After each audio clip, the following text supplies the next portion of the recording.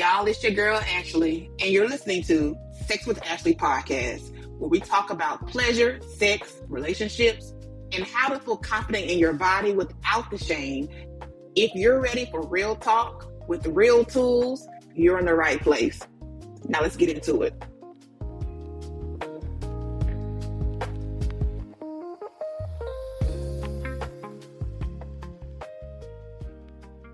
All right, everybody, it is Ashley. You are here listening to Sex with Ashley. Today, we are talking about a topic that I think is very interesting, and a topic that if you are someone who's born female, you're going to go through, right? And I don't know what it is, but around 38, 39, 40, that's all I see on my timeline is stuff about menopause. I don't know, I guess because I'm in the menopause age now, I guess, shout out 40. That's all I see is menopause this, menopause that, menopause this. And I was like, this is a great topic to talk about. And who better talk about it than none other than Dr. Jessica Shepherd? Yeah, I am so excited to be here, especially since we have followed and kind of, behind the scenes spoken for a while now. Yes. And it's this has been coming.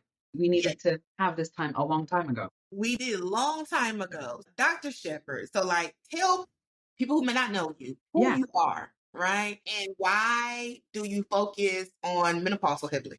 Yeah, so quick little story intro, board certified OBGYN, but really focusing more on the gynecology part, which capacitates a woman's full life, right? Outside of pregnancy, from adolescence all the way up into older age. So about 7 years ago, in my own practice, I used to do only surgery. I started to seeing this overwhelming amount of women in that perimenopausal, menopausal age that were just suffering.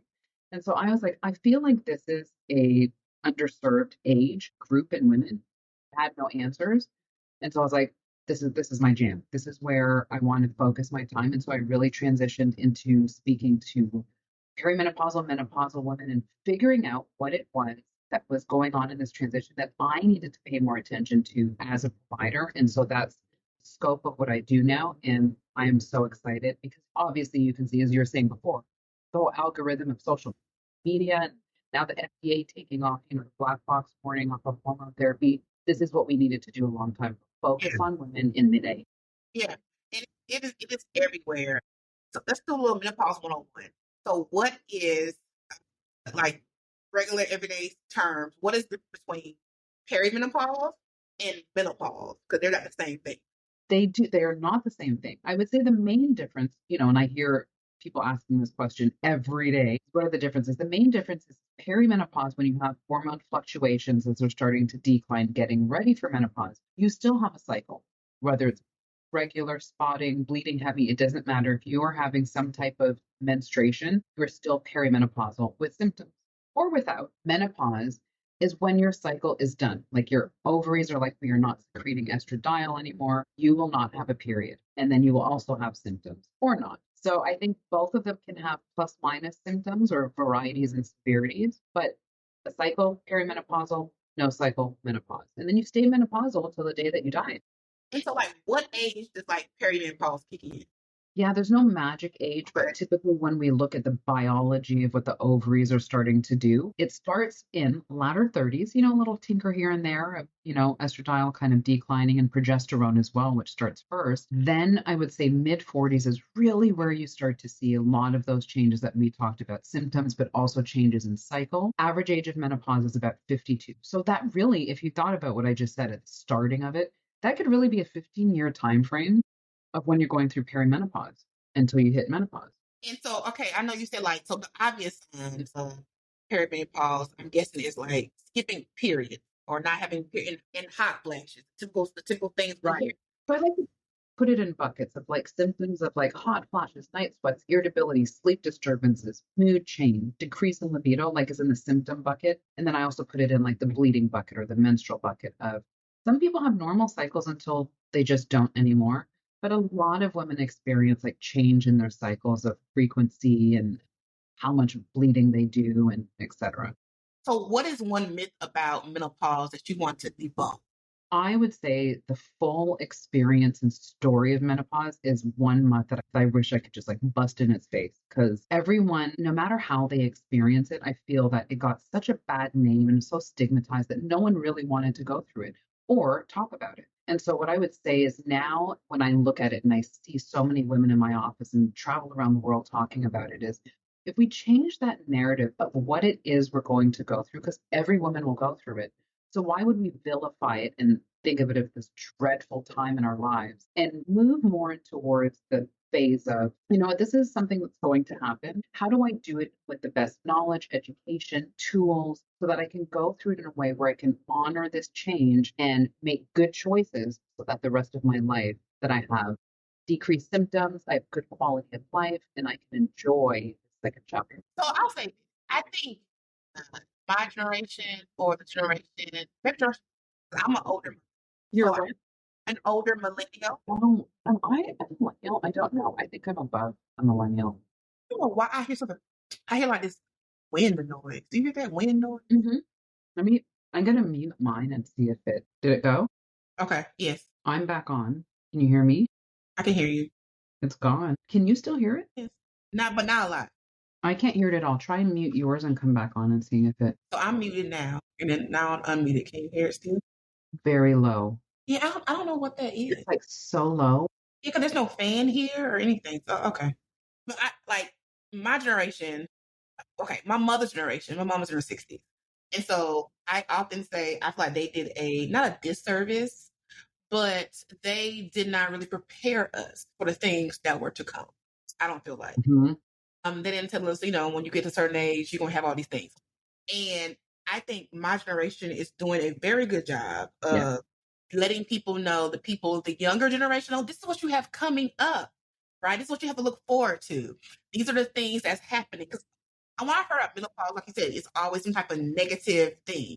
Yes. People say hot flashes, and that's kind of it. Like, oh, you're going through the change. And that's kind of all you hear about, but you don't hear Hmm. other things until like recently. And again, like on my timeline, I have no idea how I end up on menopause timeline. No idea. But my timeline is about menopause because what is her name? That chick Angel that's on kept on stage. She had a little skit yesterday about perimenopause. I said, I don't know how I end up on this timeline, but I see all the things perimenopause. And it's just like, okay, cool. It let me know what I have to look forward to. Right. So, question. So if you have a person who maybe feels like they're perimenopause, right? And their doctor is maybe not listening to them or is brushing them off, what should they do in that type of situation? So you kind of alluded to it earlier of like this community that we are starting to see more of. So that's what I'm excited about is there's more information out there, right? So starting there, just like grassroots level of what if you were to compare what we have now as far as information versus like what our moms. And then secondly, there are so many interjections and ways that people can get help, even if they can't find the provider. So one, you can go to the Menopause Society, and they have a list of providers that actually focus on menopause. So there's that, but also telehealth. I think telehealth is amazing. So I'm the chief medical officer at hers, Hims and Hers. And we have a perimenopause and menopause platform, which we launched in October. It was amazing. But that's how you can get access from anywhere that you are in order to reach a provider, which has flexibility and convenience, and then get access to hormone therapy if you wanted that. And then there's other ones as well. There's Alloy, there's MIDI, there's Winona. So those are like ways that you can at least start the process, even if it was like an access issue. And then last but not least is to start reading, right? So my book Generation, I think that it gives you a good undertone of like what to expect, what to consider, what to ask for. And I think that's also a good starting ground as well. Like I really believe if especially it has to do with your health, that you should honor yourself and being like, okay, let me put into this as well and learn about it. Because you can't expect that the healthcare provider or someone's just going to give you everything you need. You also need to be informed as well. So, two things that you said that I want to piggyback off of. Yeah. One, your book, Generation M. Yeah. So, who would you write this book for? Is this book for a particular type of woman? Like, who would you write this book for? I wrote, from all the women that I see it, from all the questions that I would get, it's kind of like my love letter back to women and being like, this is something that I want you to embrace, but also really understand. So it's written in a way where it's not too clinical, where you're like, I don't know, or reading. And then also there's like humor in there. There's other women's stories in there. So there's like relatability of like what other women are going through so you don't feel alone. And then a big portion of it too, as a Black woman, I really wanted Black women to feel seen and heard and identifying the differences that there are, especially by ethnicity. And when we think of Black and Brown communities, actually have a longer time frame of experiencing menopause. And then also on top of that, that contributes to things such as heart disease, diabetes later on in life. And I think that it's imperative that we understand that before, as much as we can. I'm muted. Okay. Sorry. So you also mentioned hormone replacement therapy, right? And so there's a lot of confusion about it, just in Lots. fear and a lot of stuff. So can you like break that down for women who may be Yeah. apprehensive about, or don't one who don't know what it is, and then Mhm. may be apprehensive about trying? I always start out with that hormones are not, people think that they're drugs, right? And so hormone therapy is not me prescribing a drug like a Tylenol or a Motrin. I'm prescribing you a bioidentical form of a hormone that your body already made. And going through the perimenopausal time frame when it's declining and then menopause when it drops off, especially estrogen, is giving you back to some really low lying level of hormones to support your body so it can function better, but also so that you have the capability to decrease your symptoms. Because that's usually why women have a rough experience with menopause is because of the symptoms. So symptom resolution, and then also looking at how it impacts the body and functionality from muscles, from your bone, from your brain, because there's estrogen receptors all over your body. So what are some questions that Black women Mhm. particularly should be asking their providers about menopause? I think that Black women should look at it from a standpoint of this is my experience, regardless of what my mom and my grandmother went through and what they feel was the journey that they had should be synonymous with mine, is walking into it in your own, like, right, as an individual. Because many times I see Black women who come and say, no, it's hot flashes, I'm just gonna grin and bear it and I'm gonna be miserable. And I'm like, we don't have to do that. We don't have to do that. We have so many options and tools in order to do that. And hormones don't necessarily have to be the only way that you can do it. But when you actually look at the data, I'll give you a quick peek at what this means for hot flashes. Hot flashes is when your body can't regulate temperature, and that has to do with the decline in estrogen.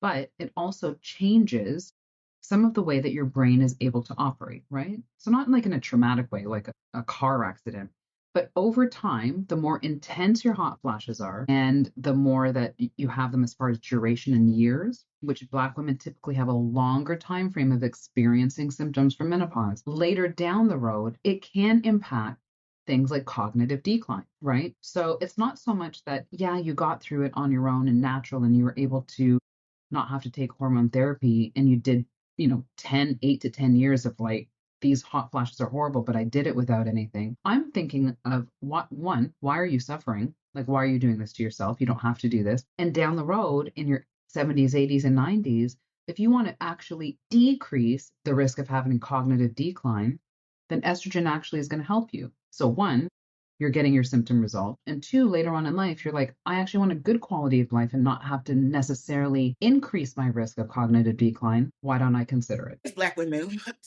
we in all areas of our lives tend to, I don't want to say like to suffer, that's not the word, but we put ourselves in, Yeah, right? We come dead last to everything else. And so you saying that, Black women just, grin and bear it, that track our track record. We just like wasn't it? the deal.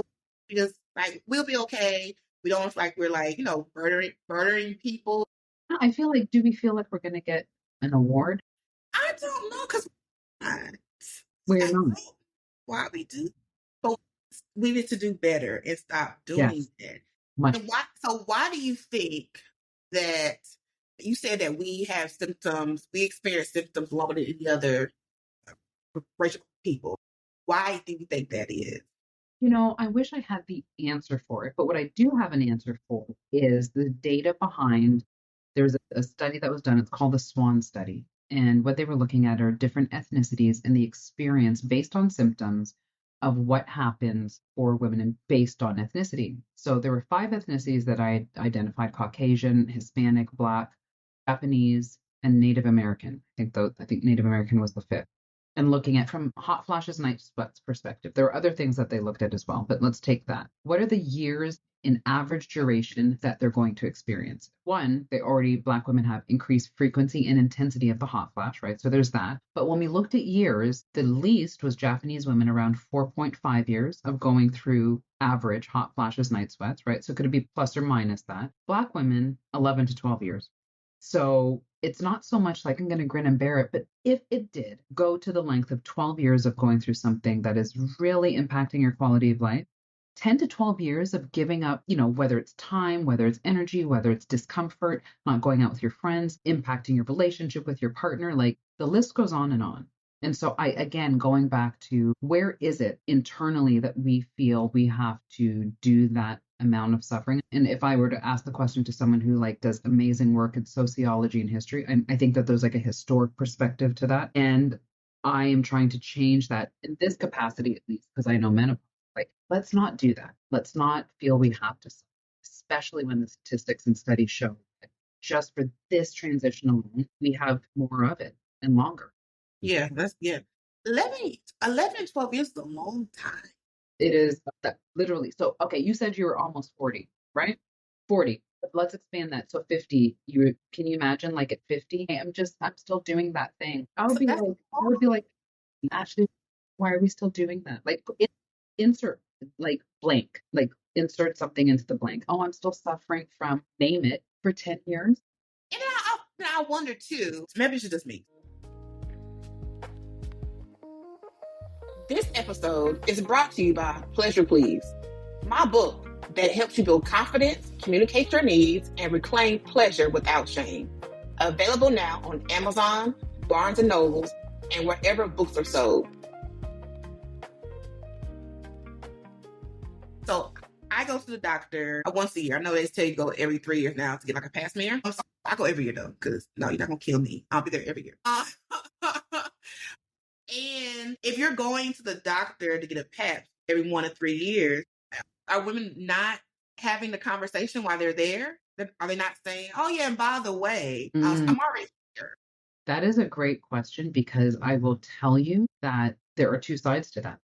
So Okay. this is where we fall into some of the where providers are missing the mark, right? So I'm not going to say that it's all women on their end not doing their work. So there's providers who may say for a long time, I've heard doctors that say, it's okay, it'll be over soon, or just that's happening, just drink a glass of wine and you'll be okay. So there's that. There's that. There's also how we approach menopause for so many years, decades before, was really not looking at like improving the experience and quality of life for women, which makes me sad. It was more from a like medical biological feature, right? And then on the flip side is because it was so stigmatized and I was talking about it, yeah, women were not walking in being like, hey, I really need to talk about this. It was shameful. So it was just like, well, everyone else went through it and I was told I just have to go through it. So therefore, I'm not going to bring it up. Right? So it's this cycle of society. It's this cycle of not being provided with the tools, dismissed when you bring it up. I don't know how to bring it up. And all of those play a factor into why it was so pushed to the side for so long. That makes that makes sense. Mhm. I just thought that. Well, my doctor hasn't asked me either. I just thought that once you reach a certain age, gynecologists will be like, "Are you experiencing any menopause or premenopause symptoms?" But like I said, mine hasn't asked me either. Mhm. Yeah, they haven't said anything about it. I have no idea if I'm in perimenopause now. Yeah. And perimenopause is tricky. I would say it's actually more chaotic and confusing than menopause because menopause is estrogen is no more. Like it's not firing, it's not doing anything. And then you have those on the other side who are like, is this happening? Is this not? I'm not quite sure if it's a symptom. It came and then it went. So it does like the kind of the trepidation that you go through in perimenopause is like it fluctuates. So it's kind of like up, down, up, down, up, down until it gets to menopause. And it's like, oh, we're out, we're down. So it is sometimes hard to track. I find that women, we are not embodied enough sometimes to understand what's going on with our body and to actually put context to it. So there's that as well. And then there's shame behind it. So it's all of those together which create this conundrum. So the name of this podcast is Sex with Ashley. Yeah, So we're gonna talk about sex, right? Okay. So how does wait for that. yes, so how does menopause affect sex? Well, one does affect sex, and if so, It affects it in so many different ways. And some of those ways are from a psychological standpoint, right? Because I like to say the largest sex organ is the brain. And so you have issues there. And then you also have issues in the actual genitalia, which can impact it from a painful sex. Right. So there are a lot of women who, again, don't want to say anything because it seems embarrassing to say it's painful in sex. And that's because the vaginal tissue is having an impact from decreased estrogen. And so it becomes dry, it can not be lubricated. It can be painful during intercourse. And then, from the psychological standpoint, is because of that decline in estrogen and testosterone, which impacts our libido, how it interacts with our neurotransmitters, how it acts as far as testosterone decreasing and not having libido. And so, I think that there's major shifts in the hormones that impact tissue, which can impact pain, and then also our thought process and our mood and how we approach intimacy and sex with our partner. And so while all this is going on, then you start to see, and I'm sure you started to see this on your algorithm, is like the disruption in the perimenopausal menopausal phase of relationships, right? Because there's so much change, emotional change that goes on. No one's talking about it. And then, you're just having this moment that no one's really identifying. And it impacts so much more than just like the actual intercourse part of it as well. so that brings me to two questions. Question one. So you talk about painful sex. So if someone is having painful sex as a result of menopause, what are their options? I love this question because there's so many options. So the goal, again, because of the decrease in estrogen, is to supply the vagina with estrogen. So there's vaginal estradiol cream that can be applied. And that helps, again, regenerate the tissue, especially because that's what was there before, right? That's what allowed the vaginal tissue to be lubricated and have blood flow to the area. Do you There's need a prescription for that? Can I get that over the counter? Is that over the counter? definitely a prescription because it's similar to like when you take estrogen as hormone therapy. It's just locally applied to the vagina, and then that can help the tissue as well. There are other modalities like lasers that actually can impact blood flow to the area, restore tissue lubrication. Those are helpful as well. And I also say that many times people feel that lubrication is a bad thing. I'm like, lube is not a bad thing, folks. And I think that mentality comes from, again, porn industry when people associate if I'm using lube, then I must mean that I'm that. And I'm like, oh, there's a lot of gray in between a nun and a whore. I'm telling you. So lots of gray area. Yes. And lube is great. Yes. So how do you know though? Like, how do you know? Okay, so if this is a lube problem or it's a problem that requires something else. Typically, I like to start with if it's something that you're saying, I feel as if maybe with thrusting or penetration, there's pain there. It can be started on the lowest level of let's try lube, right? Like, does that improve it or not? And I've had people come back and being like, oh, it was just a lubrication issue.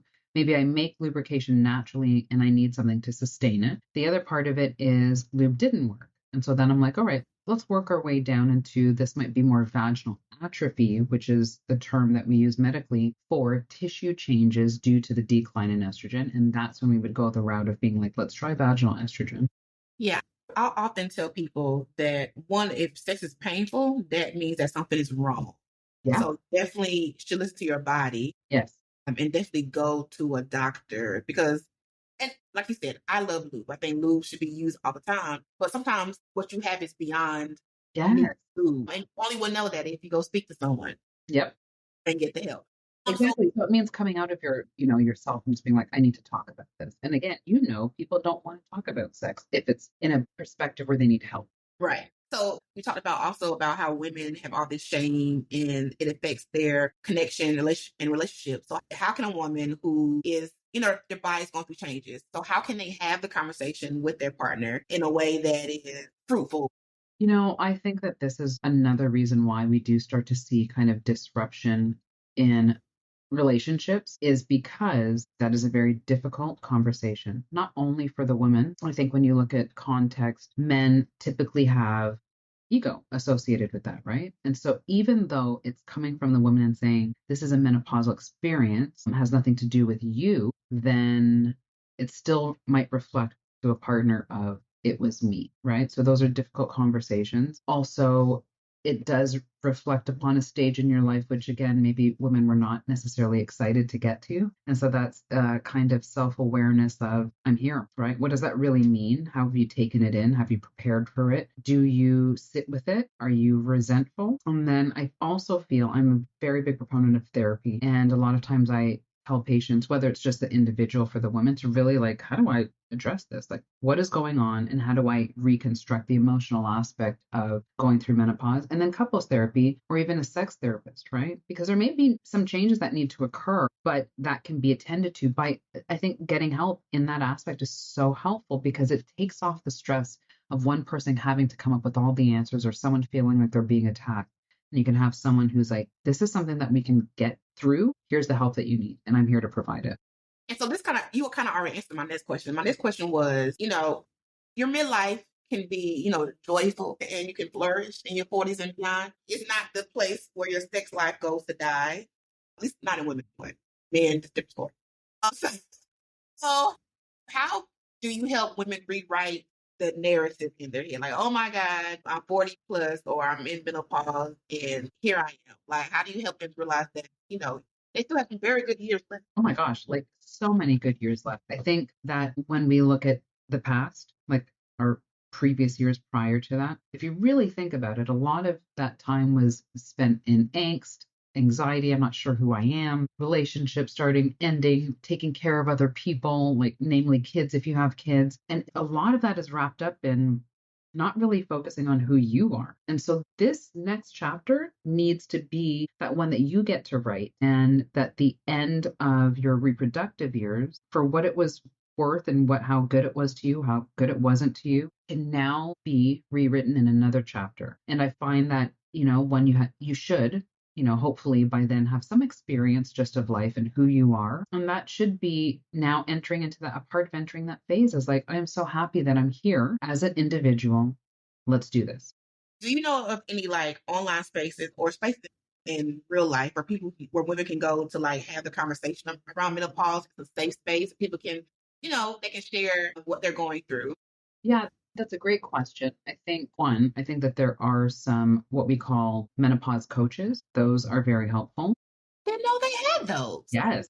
Okay. Yes. And then also, I've found that there are a lot of like communities that offer safe spaces. And what helps those safe spaces is women who are going through it as well. And they can like voice themselves in these communities and being like, oh my God, I'm not alone. It's not just me. And if someone kind of is having those same situations, what did you do? Or how can we support each other? And I feel that those are imperative. One organization that does a really good job at it is Black Women's Health Imperative. And they have had events and also kind of like communities built for the perimenopause and menopausal experience. And then there's another one, Shift Her, SHIFT HER, and that's a very small organization. It's run by Stacy, who is one of my friends. And she, through her experience, was like, I'm going to build community around what I went through. And it's amazing. Yeah. So one of the things I realized, even with people in sexual health, talking about sex, right? Mhm. When you am I mute? Oh no, I'm not mute. Okay. When you talk about things you experience or things you're going through, you realize that you are not alone. There Yes. A are lot other of the people. experiences, understanding that you're not alone. Yes, there are other people who have these same hiccups or say that they have painful sex. It's also people who have all that you're going through. Somebody else who looks like you too, who's also experienced the same thing. So being able to have these communities is a great resource because it helps people know that they don't have to do it. Isn't it interesting that when you are going through something, it doesn't even have to be menopause, anything, you literally, your mind will tell you these stories that you're like the only one, you can't tell anyone. And then finally, at some point, if you get to the point of revealing it or talking about it, you're like, well, welcome. Yes, I was support group here for each other. So, last question is, what is one thing you wish every 30-year-old or 30 something year old one Black woman could do in their 30s to prepare for menopause? I would say menopause, looking at it from a 30-year-old kind of view of prospectively, like looking into the future, is that menopause is really a whole body experience. It's not just, oh, my hormones are depleting. It really is a physical It's really an emotional, a spiritual, sexual type of change and transition. And there are many things that you can do, whether it's looking at nutrition, whether it's looking at the way you exercise, whether it's considering and understanding what hormones are and what happens when they're declining, so that when that time comes, I've always been a proponent of being in the best preventative and preparation. That always is, I mean, anything in life. It's the same thing I say for finances, right? Financial investor would never say, or advisor would never say, okay, when you retire, that's when we're going to start saving. Mm-mm. Said No, no one ever. And if no, they do, then you should probably fire them. fire. Yes. It's the same thing for my health, especially when I know that some capacity I'm going to go through this transition. 100% of women go through it. What can I do to at least help myself experience it in a way where I don't feel that I am suffering? Yeah. So, Dr. Shepherd, tell people where they can find you. Tell people where they can buy your book and all the things. Yeah. So the book Generation M can be bought on any of the, kind of major book suppliers, Amazon, Barnes and Noble. Generation M is the name. I really took time to pick out the cover. It's very colorful and I love the way it looks. And then on the Finding Me, I love sharing information not just on menopause and perimenopause, but longevity for women because I really want women to really live an impactful life that is high quality. And so on Instagram, it's Jessica Shepherd MD, and that's SHEPHERD MD. And then also my other channel on Instagram is called Modern MENO, so Modern Meno, and that really just hyper focuses on the perimenopausal menopausal experience. And I am just so happy that I've been able to partake in this part of a woman's life, especially for me going through it. And I just really feel that as a Black woman, my responsibility is to allow Black women to feel seen and heard in this space as well, and to have all the best modalities and tools and tips and tricks that are out there. And we also should not suffer. I agree. Thank you, Dr. Jessica. Thank you, Ashley. Thanks for listening to Sex with Ashley. If you learned something today, do me a favor and send me a review and share this episode. And if you want more guidance, you can also purchase my book, Pleasure Please, available at Amazon, Barnes and Nobles, and wherever books are sold. Love you, mean it. See you next week.